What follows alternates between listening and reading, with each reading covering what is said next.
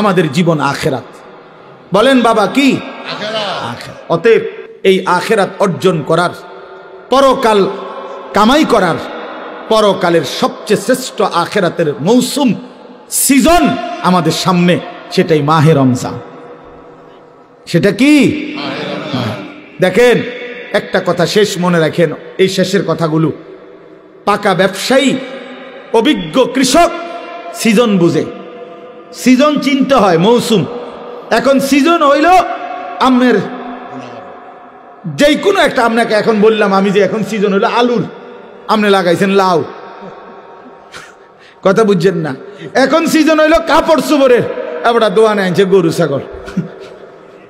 তো মানুষে দেখলে কবে বেড়া কি রে বেড়া, কি কয়দিন পরে কি কোরবানির ঈদ না রোজার ঈদ, তুই এই সিজনটাও বুঝলি না, তোর দিয়ে নি ব্যবসা হইব। তাহলে ব্যবসায়ী কি চিনতে হয়? সিজন চিনতে হয়, মৌসুম বুঝতে হয়। মৌসুম বুঝেন তো?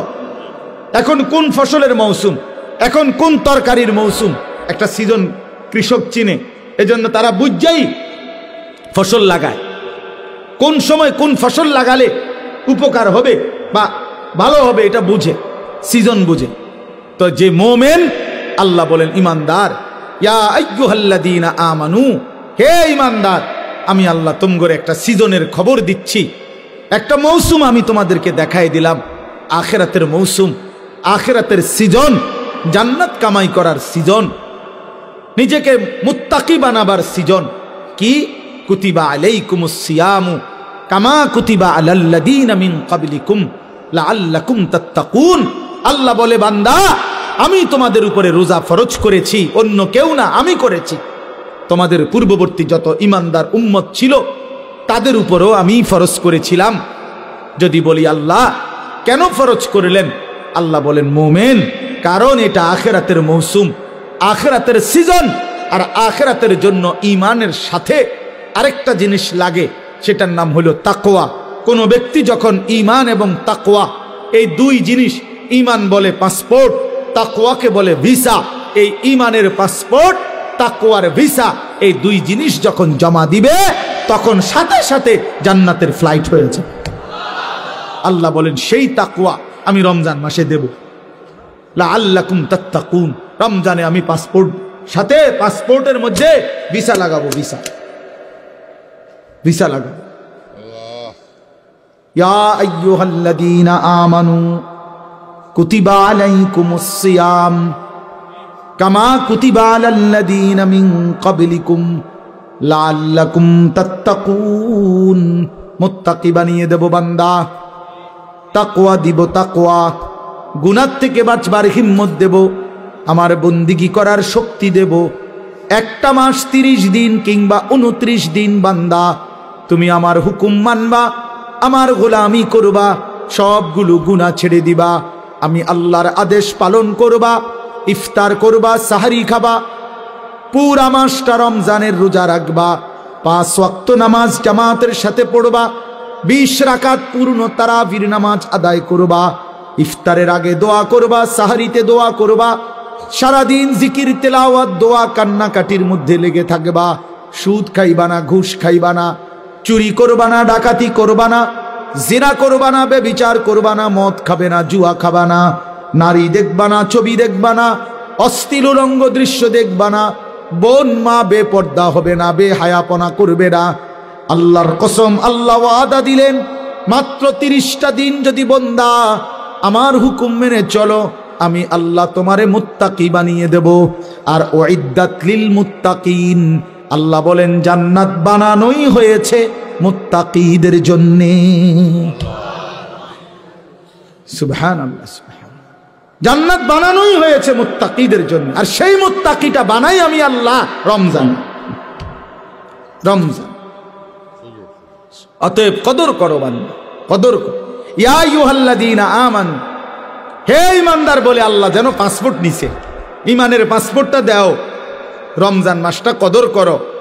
আল্লাহ যেন বলতেছে বান্দা, একটা দিন 31 দিনে লাগবে না, 30 দিনে ভিসা। কইলাম এটাই সই, 31-এ নিতাম না, হ্যাঁ পারলে একদিন আগে দিয়ে এলাম, মন চাইলে 29ও দিয়ে লাইতারি। হয় 30, নয়তো কি একদিন আগে, পরে না। 31 যাইতো না, 29ও হইতে পারে, একদিন আগেও লাগাই দিতে পারি ভিসা।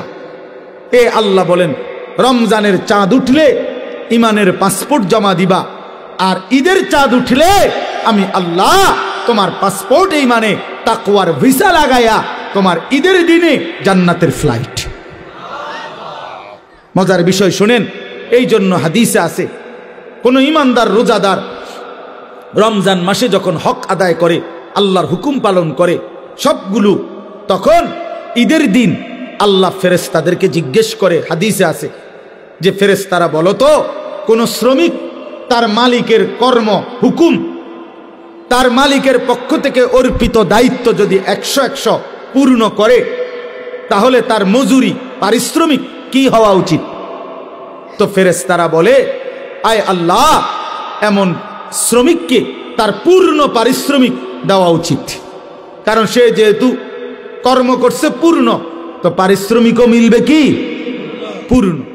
তখন আল্লাহ বলে ফেরেশতাদেরকে, তোমাদেরকে সাক্ষ্য রেখে বললাম, ওয়া ইজ্জতি ওয়া জালালি ওয়া ইরতিফায়ে মাকানি, আমি আল্লাহ আমার ইজ্জতের কসম, আমার সম্মানের কসম, আমার মর্যাদার কসম, আমি আল্লাহ তোমাদেরকে সাক্ষী রেখে আমার এই রোজাদার গুনাহ থেকে বিরত ছিল, আমার হুকুম পুরাটা মাস পালন করছে, আমি তোমাদেরকে সাক্ষ্য রেখে বললাম, এই লোকগুলোকে, এই ইমানদার বান্দাগুলোকে আজকের ঈদের দিনে আমি পুরো 1 মাসের রমজানের পুরস্কার হিসাবে মাফ করে দিলাম। খোদার কসম। এরপরে ফেরেশতারা রাস্তার 2 পাশে দাঁড়িয়ে ওই ঈদগাহে নামাজি যে মানুষগুলো ইমানদার নেককার রোজাদার আসছে, তাদেরকে ডেকে বলে, ইয়া আইয়ুহান নাস, হে লোক সকল, আমরা নিজ কানে ফেরেশতারা এইমাত্র শুনছি আল্লাহ নিজে আমগরের সামনে রাইকা বলছে, ইন্নাল্লাহা কাদ গাফারা লাকুম, আল্লাহ তোমগরে মাফ করে দিছে। ফারজিউ রাশিদিনা ইলা রিহালিকুম, তোমরা খুশি খুশি চিত্তে, সফলতার চিত্তে তোমরা তোমাদের ঘরে ফিরে যাও, অচিরেই তোমাদের জান্নাত মিলে যাবে। এই জন্য মাহে রমজানকে কদর করেন, রমজানের জন্য প্রস্তুতি নেন। প্রিয় কিশোর, প্রিয় যুবক, নওজোয়ান, তোমাদেরকে আবারও বলছি, একটা ছেলেও যদি এই বন্ধুর কথা মনে রাখো তো বললাম। প্রিয় ভাই, আবারও বলছি, জীবন যেন 1 প্যাকেট বিরিয়ানি না হয়।